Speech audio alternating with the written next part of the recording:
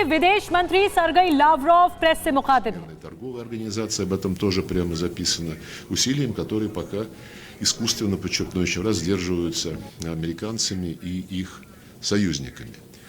И в этом же ряду идет упор на необходимость выполнения Западом своих обязательств, своих обещаний многолетних, которые тоже не выполняются, в том числе о передаче технологий.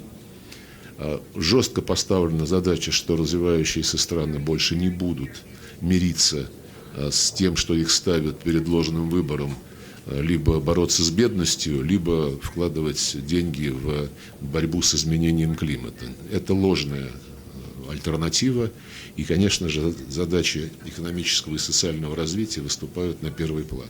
В этой связи в декларации также записана необходимость выполнения и давних обещаний о передаче технологий в страны глобального юга, не просто вывозить из них сырье и потом получать добавленную стоимость и соответствующую прибыль. Говорится и о том, что давно Запад подписался под тем, что будет ежегодно выделять по $100 миллиардов на цели подготовки экономик к противодействию негативным последствиям изменения климата. Ничего из этого сделано не было. Так что декларация начинается о том, что необходимо осуществить в соответствии с давними обещаниями и осуществить для того, чтобы обеспечить мировую подготовку экономик to counter the negative consequences of the climate change. Nothing of that has been done. The declaration also mentions all those tasks that need to be done in accordance with the long-standing promises in order to ensure a balance of interests in the global economy. It is a long way to go, but this summit has been a milestone from the point of view of... तो आप सुन रहे हैं Sergei Lavrov को, जो कि Russia के विदेश मंत्री हैं, और उनकी तरफ से पहला स्टेटमेंट दिया गया कि जो G20 का आयोजन हुआ वो सफल तरीके से आगे बढ़ा। G20 से वैश्विक संस्थाओं में सुधार का मौका मिला है, ये भी उन्होंने अपने बातों में रखा। वैश्विक संस्थाओं के बारे में जिक्र किया कि किस तरह से ये संस्थाएं आगे बढ़ रही हैं, और G20 का सफल आयोजन भारत ने किया है। ग्लोबल साउथ को जानने का मौका मिला है, ये भी बात रखी, पुरजोर तरीके से रख रहे हैं विदेश मंत्री, जो कि रूस के सर्गेई लावरोव हैं। Но он не про Украину.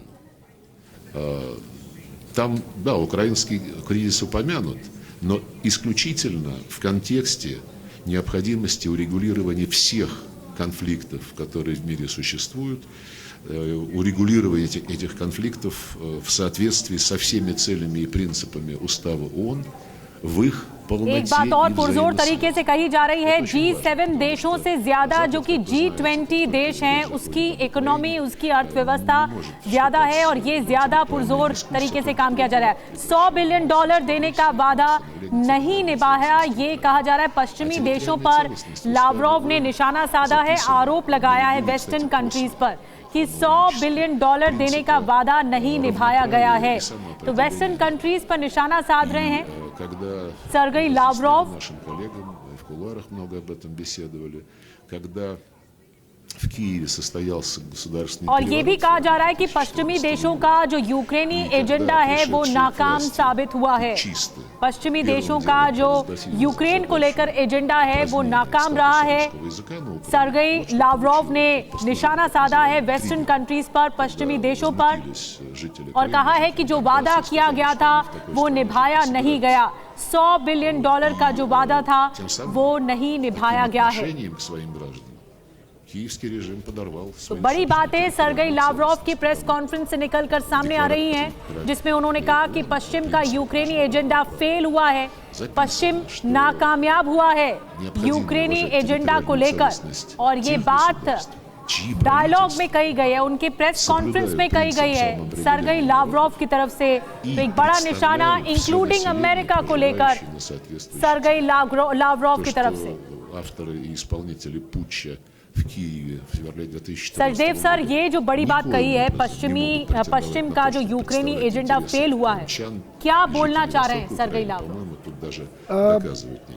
इनकी कॉन्स्पिरेसी थ्योरी है कि नाटो का एक्सपेंशन रूस की तरफ हो रहा है और रूस की तरफ यूक्रेन को मिलाते हुए वो पूर्व जा रहे हैं जितना कि, और रूस का ये धारणा थी कि 2000 सन से पहले 97 में या 95 में समझौता हुआ था कि नाटो का और एक्सपेंशन नहीं होगा जब वार्सो पैक्ट को डिसॉल्व कर दिया गया था।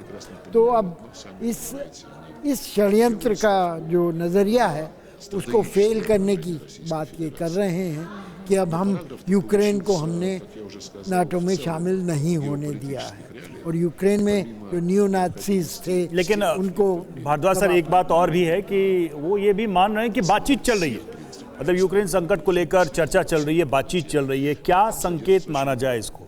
देखिए, डायलॉग प्रोसेस दो एक्सेप्ट कर रहे हैं वो। दो बातें उन्होंने सीधा सीधा इंडिकेट किया है। पहली बात, जो इंटरनेशनल इंस्टीट्यूशन है वो अपना काम नहीं कर रहे, इशारा किया है कि वेस्टर्न डोमिनेटेड, अमेरिकन डोमिनेटेड। दूसरा, G7 की बजाय G20 को वरीयता दी है। G7 को भी माना कि एजेंडा है और रूस पहले सदस्यता बाहर निकाल दिया गया। अब जो तीसरी बात है बहुत इंपॉर्टेंट है कि उन्होंने इंडिकेट किया कि ट्रस्ट डेफिसिट है और कॉन्फिडेंस बिल्डिंग मीजर्स की ज़रूरत है।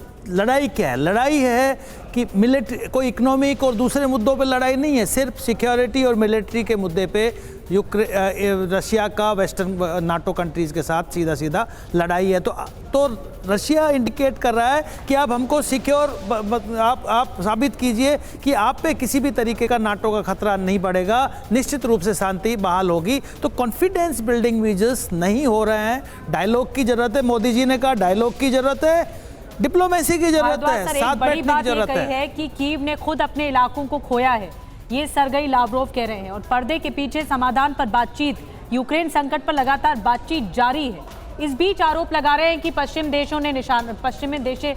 जो है वो वादा नहीं निभा रहे। देखिए रशिया क्या है, एक रिविजनिस्ट पॉलिसी तो रखा है क्योंकि ये स्लोविक रीजन है जिस पे रशिया का प्रभाव रहा है। अब रशिया के प्रभाव को कम करके नाटो अपना एक्सपेंशनिस्ट अप्रोच अपना रहा है। स्वीडन हुआ, फिनलैंड हुआ, पोलैंड हुआ, यूक्रेन आ गया है। तो ये जो सारा क्षेत्र है जो पहले फॉर्मर USSR का पार्ट था, वो अब उस पर वेस्टर्न कंट्रीज हावी होते जा रहे हैं। तो रशिया के दरवाजे तक थ्रेट आ गया। रशिया ने इसको संज्ञान लिया और निश्चित रूप से यूक्रेन पे अटैक किया, क्रीमिया को अपने कब्जे में लिया और ये उसका अपना पॉलिसी रिविजनिस्ट हो गया है। लेकिन सचदेव सर, कहीं कोई इंडिकेशन देख पा रहे हैं आप इनके बयानों में कि आगे किसी पीस प्रोसेस में रूस इन्वॉल्व होना चाहता है या इनिशिएट करना चाहता है? एक बड़े देश, एक सुपर पावर होने के नाते शायद दुनिया ज्यादा रूस की तरफ देख रही है।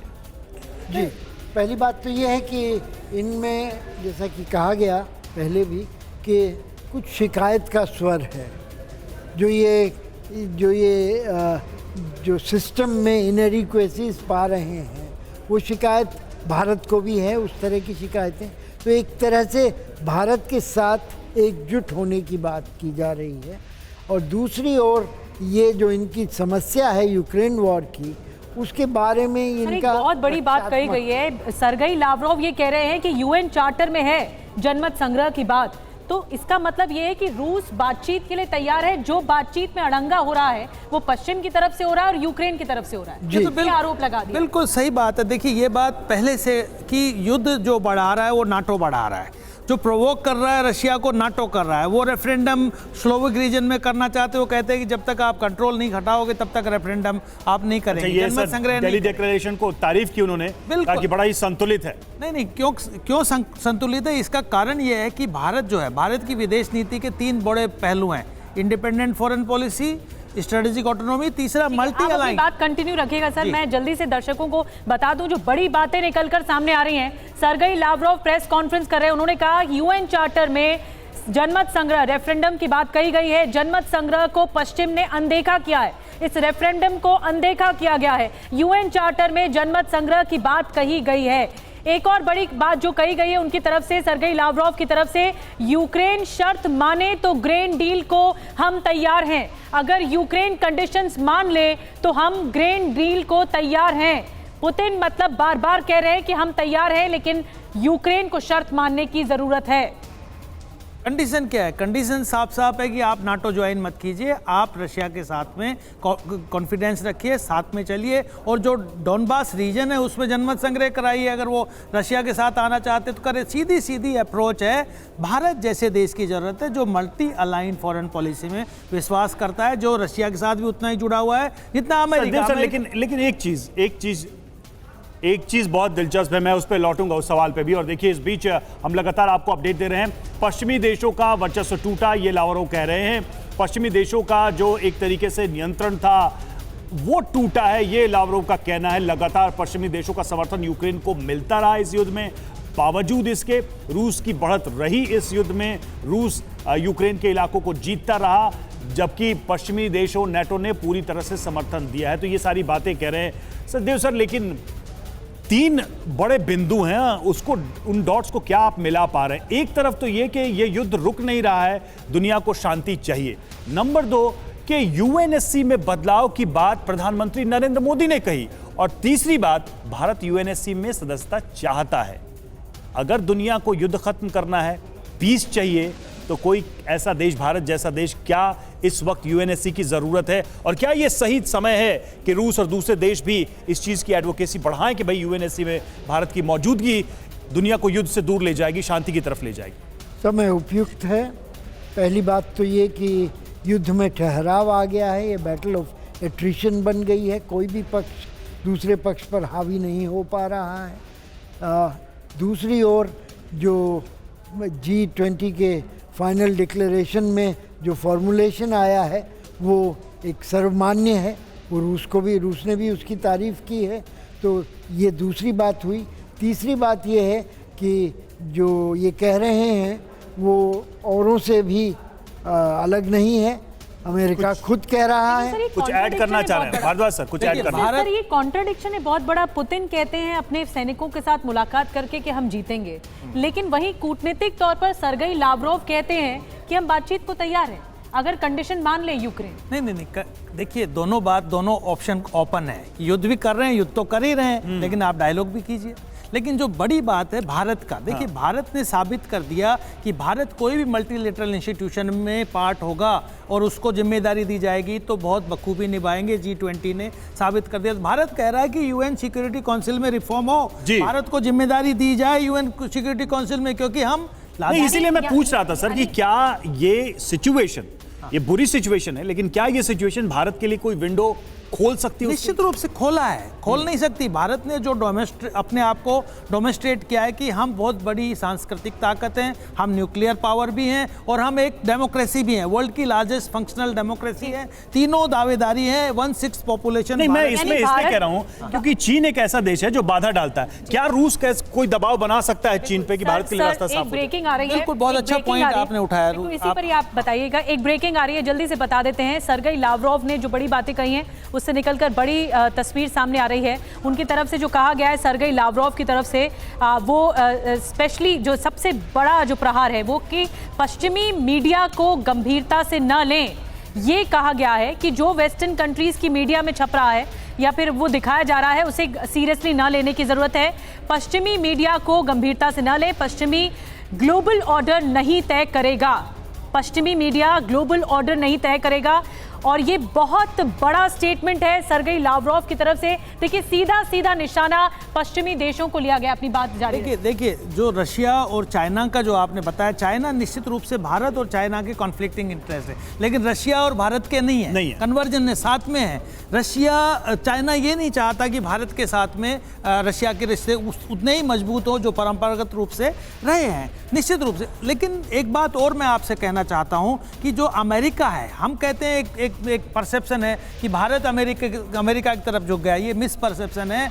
अमेरिका ने भारत का हाथ पकड़ा है। 1998 में सकता है अमेरिका कभी भारत के साथ जुड़ा ही नहीं, क्योंकि भारत एक इकोनॉमिक पावर बन गया, भारत एक न्यूक्लियर पावर बन गया। घोषणा पत्र है उसमें तो बच गया ना रूस, क्योंकि ये तो सर्वसम्मति से सभी देश इस पर सहमत हो गए और कोई चर्चा युद्ध को लेकर नहीं हुई।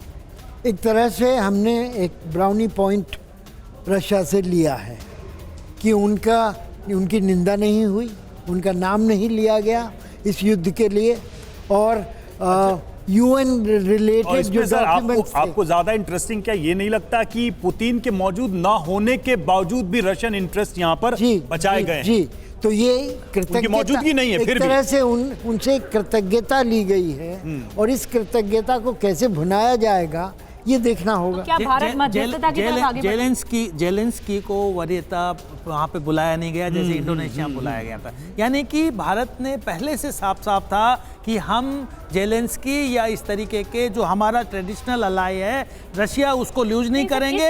इस स्टेटमेंट के बाद भारत मध्यस्थता के लिए पुरजोर कदम उठाएगा। ये बड़ी खबरें आ रही है लगातार, जो कि सर्गेई लाव्रोव कह रहे हैं, और उनकी प्रेस कॉन्फ्रेंस से निकलकर उनकी प्रेस। देखिए ये आरोप लगाया उन्होंने कि G20 का मसौदा पश्चिमी देशों ने लीक किया, ये बात सामने वो रख रहे हैं इस वक्त प्रेस कॉन्फ्रेंस में, और G20 के मसौदे को लेकर उन्होंने पश्चिमी देशों पर आरोप लगाया कि पश्चिमी देशों ने इसे लीक किया है। भारद्वाज सर, इस आरोप को कैसे देखते हैं? बिल्कुल राउटर में ब्लंट और डायरेक्ट आरोप है। राउटर में को कोट करके कहा गया कि जो G20 का जो डिस्कशन मसौदा था वो बाहर आया, ये बात आई, तो निश्चित रूप से देखिए एक्सेस जो है आज के दिन, चाहे गूगल हो, चाहे आप ट्विटर हो, कोई भी हो। आइए सुनते हैं एक बार वेस्टर्न का सुनते हैं। Это, конечно, показательно, это такая оговорка. Надеюсь, что это оговорка, потому что все, что стремится или стремился делать господин Гутерреш, заключалось именно в том, чтобы снять санкции на пути нашего экспорта удобрений и продовольствия.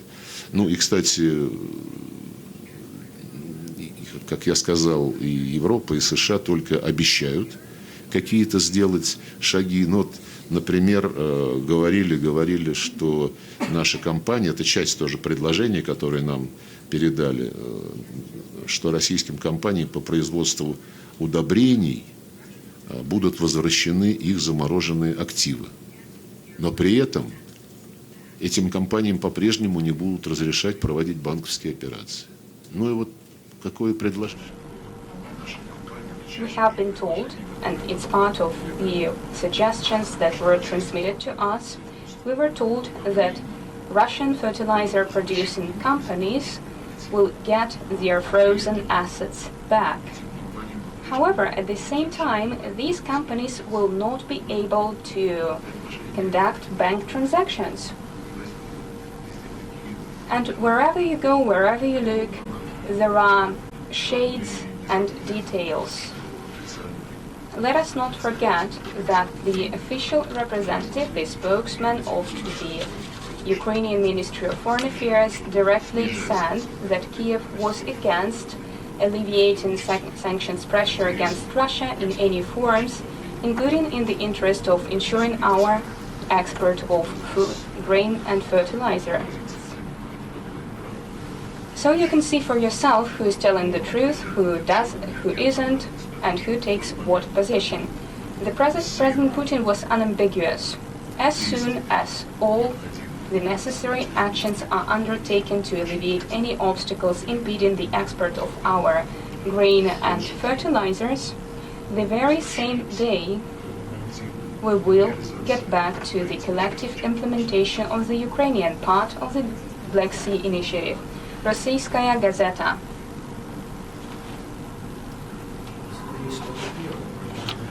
In his article published in the Rossiyskaya Gazeta, the Prime Minister of India, Narendra Modi, said that the goal of India's chairmanship in the G20, I quote, was to overcome the differences, to bridge divides, dismantle barriers, and sow seeds of collaboration that nourish the world.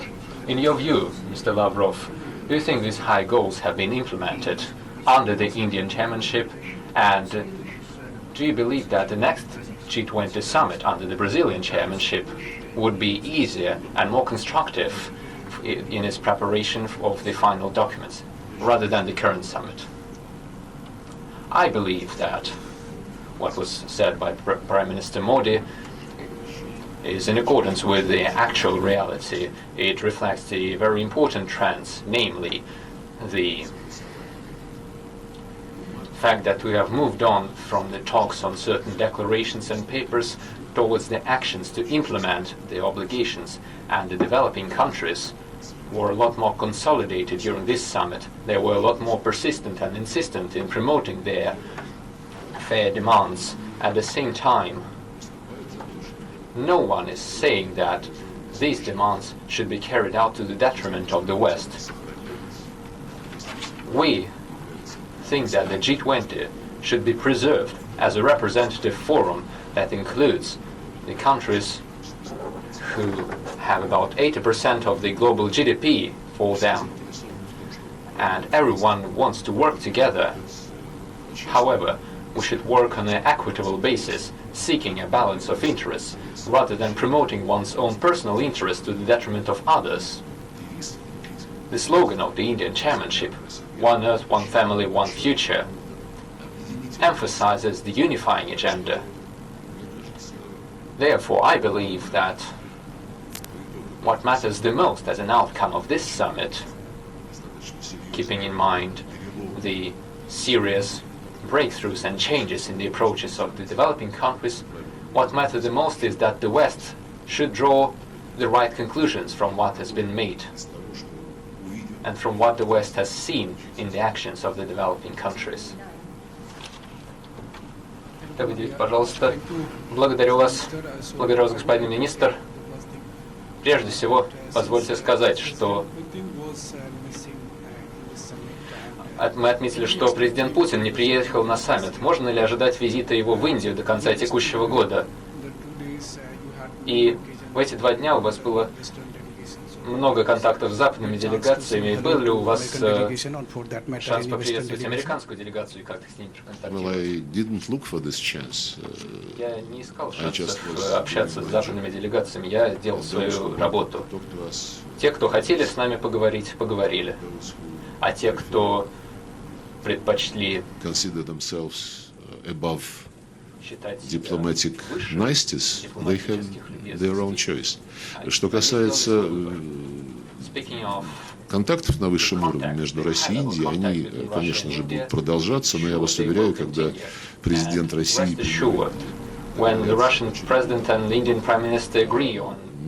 об этом будет объявлено не в ответ на вопрос журналиста, при всем уважении к вашему.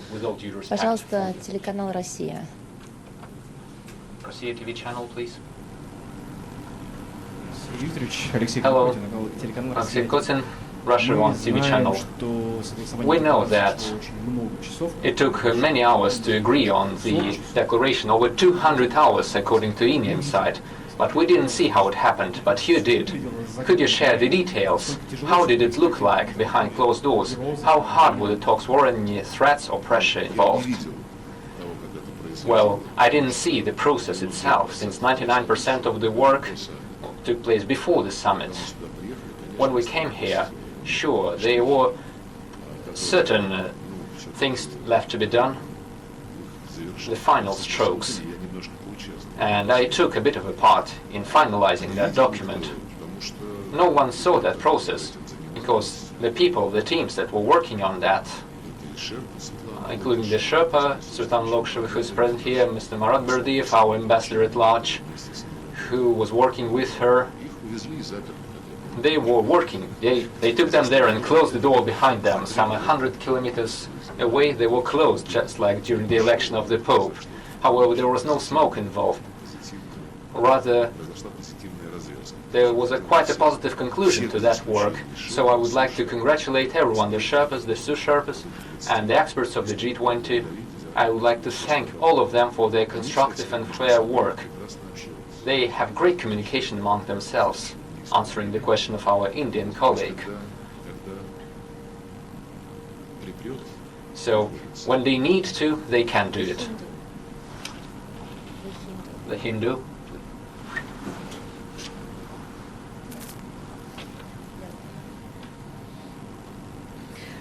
Mr. Lavrov, this is Suhasini Haidar Господин from министр, the Hindu newspaper in India. издание The Hindu, I wanted to turn Индия. a little bit to bilateral Хотела бы issues. There's поговорить been о an двусторонних outstanding вопросах. concern, and you had referred to it when you'd come to India last, В прошлый раз, когда about the приезжали, payments уже говорилось mechanism об between этом India and по поводу Russia. механизма платежей. My question is, has there been any progress in that discussion on payments mechanism, and is there a real worry now that the delivery for S400's next batch is not going to be provided to India as a result, and that India is instead going to look elsewhere for high technology defense imports, as it has with the United States? Я, честно, не знаю, где вы берете такую информацию. Я встречался, на полях этого саммита. During this summit, on the sidelines, there wasn't really enough time, but in Jakarta, where we were for the East Asia Summit and ASEAN, we were talking with Mr. Dr. Subramanian Jaishankar, and we were discussing the bilateral issues, including the problem you mentioned, since in this situation we have billions of rupees accumulated on the accounts which so far cannot be used. And our Indian friends assured us that they would offer promising areas where they could be invested. All the other agreements, including military and technical cooperation, are still in force. Lente.ru. Mr. Lavrov, good afternoon. There's no doubt that the signing of the declaration is a diplomatic success for Russia. My question is as follows. Do you believe this success would open a new negotiation track to find solutions for other contested issues like the grain deal and especially a new INF treaty? Thank you. Well, you took it quite quickly. You see, I feel that this summit was a turning point. I think that there would be more aspiration for the countries to work more closely together. But if we speak about the implementation of certain paragraphs that would contain any calls for actions, I cannot talk about that. The West has shown many times that it can simply ignore and disrespect its own promises and obligations. Everything's clear for the grain deal. Everything should happen simultaneously. If anyone is willing to do that, and if anyone was honest in signing up to that formula, this means work should be done. Speaking of the New START treaty, I did not see any link. The New START treaty is a treaty between Russia and the United States, which was concluded in absolutely different conditions on the international arena and in absolutely different situation between Russia and Washington. They were totally different to the ones that we see today following the Western war on Russia through Ukraine with the purpose of inflicting strategic defeat on Russia. Under these conditions, there is no negotiation, there is no talk about the current treaty or any other new treaty on strategic stability. Although we will continue to comply with the New START treaty until its expiry. First of all, the figures on the maximum number of the relevant types of weaponry. And coming back to the question of compliance, the paragraph that says that all conflicts on the international arena shall be settled peacefully in accordance with all the principles of the UN Charter, and that no conflict should be ignored.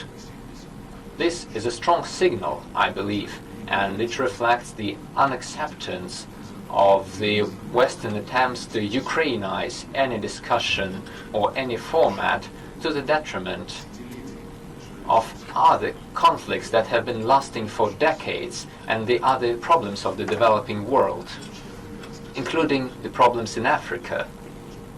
They were raising this issue as well.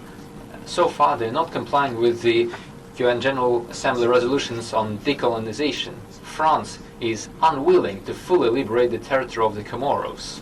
Britain is still unwilling to leave the Chagos archipelago, although there are numerous decisions and resolutions of the General Assembly on those matters.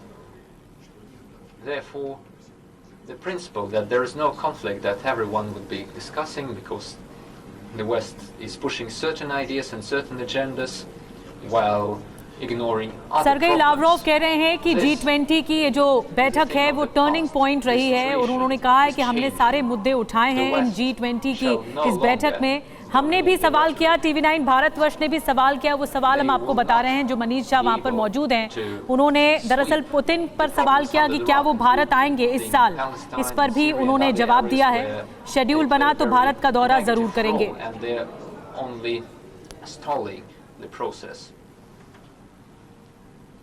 Sergei Lavrov की तरफ से कहा गया कि जो प्रक्रिया है उसके तहत ये जो देश है वो आगे बढ़ रहे हैं, सभी G20 के देश, और एक साझा डायलॉग की तरफ उन्होंने बढ़ते कदम बताया कि ये जो डायलॉग है वो बहुत महत्वपूर्ण है। अब प्रेस कॉन्फ्रेंस के तहत सवाल जवाब का सिलसिला जारी है। और TV9 ने ये भी सवाल किया कि क्या अमेरिकी प्रतिनिधिमंडल से आपकी कोई बात हुई, कोई चर्चा हुई, क्योंकि ये बहुत महत्वपूर्ण है कि क्या वाकई में अमेरिका से सीधे सीधे बातचीत कोई हुई है। African countries since they had such a great chance with African Union now a permanent member. Thank you. If they are willing to improve their relations with the African countries, they should get rid of their colonial habits. Neither President Putin nor President Xi, when they take part in various events, अपने colonial mindset को हटाना पड़ेगा अगर African देशों के साथ संबंध अच्छे करने हैं तो। There is no link here. It doesn't matter who leads the delegation, whether it's the president of Russia and president of China or any other representatives of Moscow and Beijing. The African countries always have the opportunity to talk to anyone. Sergei Lavrov की तरफ से कहा जा रहा है कि African countries के सामने इस तरह के मौके अब और आएंगे। इनकी सदस्यता अब शामिल होने के बाद अफ्रीकन कंट्रीज जो कि एक डेवलपिंग नेशंस की तरफ आगे बढ़ रहे हैं और कई संसाधनों से भी अब उन्हें आगे बढ़ाया जाएगा। The results take actions, especially when we're talking about technology transfer. And at the end of June in St. Petersburg at the Russia-Africa summit, there was a clear signal about that, as well as during the BRICS summit in Johannesburg. The African countries को लेकर not willing to ये बयान है कि हमेशा से अवसर रहे हैं अफ्रीकन कंट्रीज से बातचीत के लिए, और रूस ने अलग अलग फोरम पे अफ्रीकन कंट्रीज के साथ बातचीत की है। अफ्रीका जोहान्सबर्ग समिट हो चाहे दूसरे फोरम हो, उस पे भी बातचीत हुई है। That we shouldn't talk about selling something. The African countries need technology to fend for themselves and to और ये भी कह रहे हैं कि सिर्फ व्यापार या बेचने खरीदने की बात ना हो, अफ्रीकी देशों को तकनीक की बहुत आवश्यकता है और ऐसे में इस स्तर पे भी बातचीत जरूरी है। On the other hand, the West is trying to convince everyone not to talk to Russia, although they are failing to do that. They're still going all over the world and making demands. और देखिए पश्चिमी देशों पर भी इस विषय पर उन्होंने आरोप लगाया कि दुनिया के हर हिस्से में जा रहे हैं पश्चिमी देश और अपनी मांग रख रहे हैं अपने व्यापार के हिसाब से, और ये कोशिश अफ्रीकी देशों में भी कि रूस का प्रभाव वहाँ व्यापक ना हो। No one likes that. It has nothing to do with President Putin or President Xi. The West should look at itself. Please, TASS agency. एक बार फिर से वेस्ट की तरफ निशाना साधते हुए कि वेस्ट को अपने भीतर झांकने की ज़रूरत है, और साथ ही अफ्रीकन यूनियन को लेकर सवाल उन्होंने किया गया था, तो उन्होंने कहा कि तकनीक तौर पर आगे बढ़ाने की अफ्रीकन यूनियन को ज़रूरत है। Yerevan reported the joint military exercises Armenia and the United States. I have a question. What is Russia's view of this step by Armenia, and keeping in mind the that the media is reporting that Armenia may withdraw from the CSTO, is Russia concerned by the Armenia और upcoming CSTO को लेकर ये military सवाल exercises सामने between रखा Armenia जा and the रहा United है States at मीडिया the के Russian द्वारा कि borders. आर्मीनिया को लेकर रूस का क्या नजरिया The है। Kremlin has already made a comment on that. There is nothing good about Lavrov कह रहे हैं कि क्रेमलिन ने CSTO को लेकर आर्मीनिया को लेकर पहले ही अपना बयान जारी कर दिया है। रूस की तरफ से अपनी राय और अपना स्टैंड बहुत साफ तौर पर रखा जा चुका है। including Armenia itself. No matter where the Americans come, they have hundreds of उनका military कहना है bases कि all जो over the तनाव world. चल रहा है आर्मीनिया अजरबैजान ये जो कॉन्फ्लिक्ट है इससे किसी को लाभ नहीं है, किसी को फायदा नहीं They है। stay there, and at worst, they are trying to dominate everything, including the political process. We regret this decision by the Armenian authorities. We've mentioned that. America का जिक्र भी उन्होंने किया है और कहा है कि अमेरिका की भूमिका सही नहीं रही है और इस वजह से इन देशों को नुकसान ही हुआ है। उनका कहना यह है कि अमेरिका अगर ये सोचता है कि वो डोमिनेट कर सकता है ऐसे मुद्दों में दखल देकर, तो वो गलत सोचता है। As a military alliance involving Armenia would condemn Azerbaijan, then Armenia would be more active in the CSTO. और मेरा ये मानना है कि आर्मीनिया इस मामले में एक्टिव है। Why are you talking to वो the खुद फैसले ले Americans and सकता the है। Europeans if they are not इस condemning तनाव में अगर Azerbaijan? अमेरिका दखल देने की कोशिश करेगा They तो say that they're not हालात their और खराब हो allies. सकते हैं That's why it's up to Russia to condemn Azerbaijan. और रशिया इस बात को कंडेम करता है, इसकी निंदा करता है। But I do hope that सवाल भी उठा रहे हैं कि आखिर यूरोपियन या अमेरिका से बात इस विषय में करने की जरूरत क्यों पड़ी या उनको इन्वॉल्व क्यों किया जा would prevail in the end in the foreign policy of Armenia. Speaking of their threats to withdraw from the CSTO, there are numerous politicians who make quite arrogant और आर्मीनिया द्वारा CSTO से withdrawal को लेकर America का reference उन्होंने दिया है। This did not start yesterday. There is nothing new about that. एक बार उन्होंने फिर कहा कि ऐसे कई पॉलिटिशियंस हैं, ऐसे कई राजनीतिज्ञ हैं जो कि इस मामले में अननेसेसरी बयान दे रहे हैं जो सही नहीं है। Was to withdraw from the CSTO and even the Eurasian Economic Union. Well, many believed that this was just the election populism and an attempt to win more votes.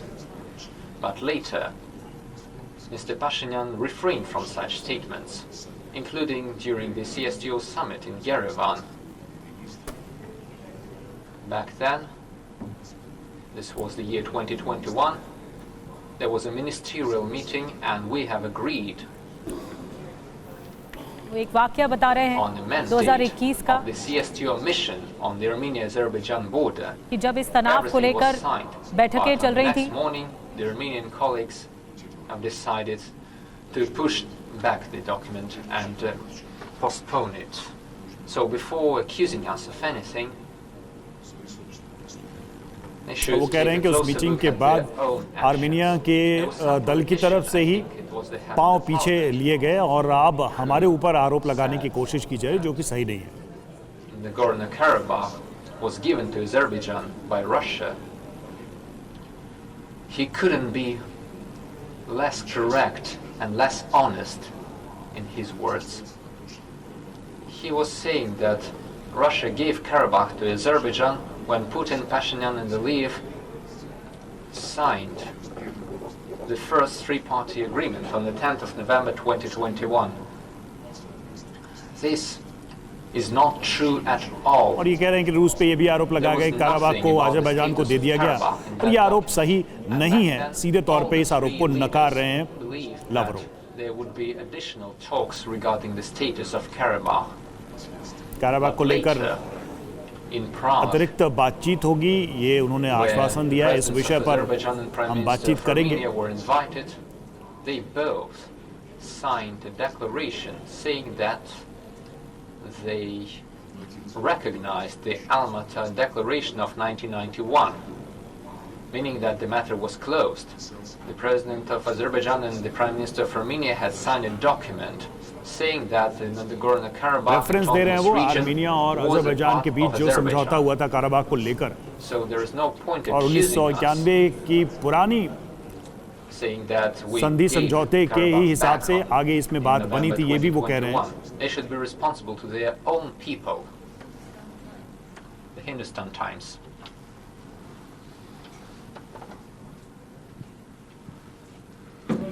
Okay, there is no questions. Тогда известия. Что? Николай Иванов, известия. बड़ी बात जो कही गई है Sergei Lavrov की तरफ से जब हमने सवाल पूछा इस पूरे मुद्दे पर, और उन्होंने एक जो बड़ा स्टेटमेंट दिया कि दिल्ली डायलॉग जो है या दिल्ली जो ये जो पूरा सामने आया घोषणा पत्र, ये बहुत ही बेहद संतुलित है. मैं सचदेवा सर आपसे कमेंट स्टार्ट कर रही हूँ, प्रतिक्रिया स्टार्ट कर रही हूँ. रणनीतिक हितों से कोई समझौता नहीं होगा, ये क्लियर कर दिया जी. मेरे ख्याल से उनके वक्तव्य में कुछ नई चीज़ें हैं, लेकिन सामान्य तौर पर वक्तव्य जो रूस की नीति है उसी का पुनः आकलन किया गया है. नई चीज़ें जो दिख रही हैं, एक तो ये कि भारत के प्रति थोड़ी सी कृतज्ञता की भावना है, और ये राहत का थोड़ा सा प्रसार है कि ये उपलब्धि है रूस के लिए कि वो फाइनल डॉक्यूमेंट में उनका. लेकिन भारद्वाज सर, बड़े अगर देखा जाए कुछ चीज़ों में तो बहुत ही साफ, स्पष्ट और बहुत ही क्रिटिकल नज़र आ रहे हैं लावरोव. जैसे वेस्टर्न मीडिया को उन्होंने एक तरीके से साफ तरीके से एक्सपोज करने की कोशिश की यहाँ पर कि रिलायबल नहीं है. दूसरा ये कि औपनिवेशिक मानसिकता से अभी भी पश्चिमी देश ग्रसित है, इसलिए अफ्रीकन कंट्रीज़ में उनका इन्वॉल्वमेंट हमेशा सवालों में रहा है. ये सारी बातें वो कह रहे हैं और सीधे उनके निशाने पर पश्चिमी देश, पश्चिमी मीडिया और कई अलग अलग सवालों के रेफरेंस में उन्होंने ये बात बार बार कही है. देखिए, इनका जो प्रेस कॉन्फ्रेंस है बहुत स्पष्ट है, बहुत अपनी पॉलिसी को बहुत स्पष्टता से पहली 2-3 बातें. पहली बात कि भारत पे भरोसा जताया है, और दूसरा कि उन्होंने कहा कि इसका यूक्रेनीकरण नहीं हो पाया, ये यूक्रेनाइजेशन नहीं हो पाया. इसका ये नहीं कि कोई चाइना के दबाव में या रशिया के दबाव में, किसी के दबाव में नहीं हो, कि ये भारत का अपनी कूटनीतिक जीत है कि कोई खास इशू इस पे डोमिनेट नहीं हो पाया. लेकिन वो ये कह रहे थे कि पुश बहुत किया गया, लेकिन भारत की कूटनीतिक जीत है कि जो भारत का G20 का एक एजेंडा था, ग्लोबल साउथ के कंसर्न को सामने रखना, क्योंकि बार बार सरगेई इस बात को उठा रहे कि ग्लोबल साउथ मजबूत हुआ है, और जो वर्ल्ड पोलराइज था, जो वर्ल्ड जिसमें वेस्टर्न डोमिनेंस था, वो खत्म हो गया. सर, उसमें उन्होंने एक चीज जोड़ी है कि दुनिया में नई शक्ति के केंद्र उभरे. हाँ, नई शक्ति के केंद्र उभरे. तो किसकी तरफ इशारा कर रहे हैं? भारत की तरफ. पावर सेंटर तो उन्होंने परोक्ष रूप से तो नहीं कहा, परोक्ष रूप से जो ब्रिक्स में नए देश आए हैं या जो अफ्रीकन यूनियन को इंक्लूड किया गया है, ये सब चीज़ों का उन्होंने संज्ञान लिया है कि भारत पावरफुल हो रहा है. जी, इनडायरेक्टली ये बात कही, क्योंकि पावर सेंटर पश्चिमी मीडिया के बारे में उन्होंने बहुत ज़्यादा बड़ी बात कह दी कि ये सिर्फ फैलाया जा रहा है, स्प्रेड किया जा रहा है, और उसे सीरियसली नहीं लेना चाहिए. नहीं, वो तो साफ साफ कहा कि वेस्टर्न डोमिनेंस एंड खत्म हो गया है, और नया पोल सीधा इंडिकेशन है भारत की तरफ कि भारत अब ग्लोबल साउथ का लीडर है. और उसमें इंडिकेट किया कि जो यूरोपियन जो अफ्रीकन यूनियन है, उन कंट्रीज़ में देखो, बहुत बड़ी बात कही कि आप खाली व्यापार के लिए मत जाइए, आप फ़ायदे के लिए मत जाइए, वहाँ पे आप टेक्नोलॉजी ट्रांसफ़र कीजिए. यानी कि साफ साफ एजेंडा है ये. अच्छा, कुछ सवाल हमने भी TV9 की तरफ से भी हुए लावरोव के सामने, हमारे संवाददाता वहाँ मौजूद हैं, उन्होंने प्रश्न रखे हैं. क्या जवाब आया लावरोव की तरफ से, वो सुन लेते हैं. Thank you, Maria. Thank you, Mr. Minister. So I would like to say the first thing that since President Putin was missing in this summit, and can we expect him to visit India this year? And during the 2 days, you had many occasions to encounter with Western delegation. So did you get chance to say hello to American delegation, or for that matter, any Western delegation? Well, I didn't look for this chance. I just was doing my job. And those who wanted to talk to us, they did so. And those who prefer to consider themselves above diplomatic niceties, they have their own choice. Что касается контактов на высшем уровне между Россией и Индией, они, конечно же, будут продолжаться, но я вас уверяю, когда президент России и премьер Индии договорятся об очередном таком контакте, ну, об этом будет объявлено не в ответ на вопрос журналиста, при всем уважении к вашему изданию. Sergei Lavrov को आपने सुना और वो साफ तौर पर कह रहे थे, हमने सवाल किया कि क्या वहाँ जो डेलीगेशन, अमेरिकी डेलीगेशन मौजूद था, क्या आपने किसी से बातचीत की या कोई बातचीत हुई? तो उन्होंने कहा कि जो मुझसे बात करना चाहते थे मैंने उनसे बात की, जो मुझसे बात नहीं करना चाहते थे फिर मैं उनके बारे में क्या कहूँ।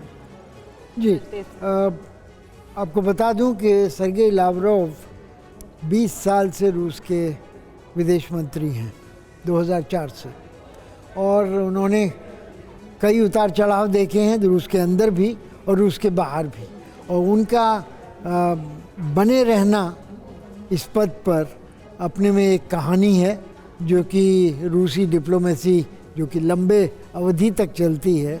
डोब्रेनिन 40 साल तक रूस के राजदूत थे अमेरिका में, 7 प्रेसिडेंट अलग अलग देखे थे। तो इस तरह की रूस की जो डिप्लोमेसी है वो काफी बिल्कुल। अब देखिए, इतना तो हमें मानना पड़ेगा, जो कुछ भी उन्होंने कहा, जो कुछ भी हमने सुना, कि बहुत स्पष्ट तरीके से रूस का मत उन्होंने रखा पश्चिमी देशों को लेकर, मीडिया को लेकर, भारत की उपलब्धि को लेकर, अफ्रीकन कंट्रीज को लेकर, अजरबैजान, आर्मीनिया, ये सारे विषय वो छूते गए और उस पर रूस का मंतव्य रखा है दुनिया के सामने, मीडिया के सामने।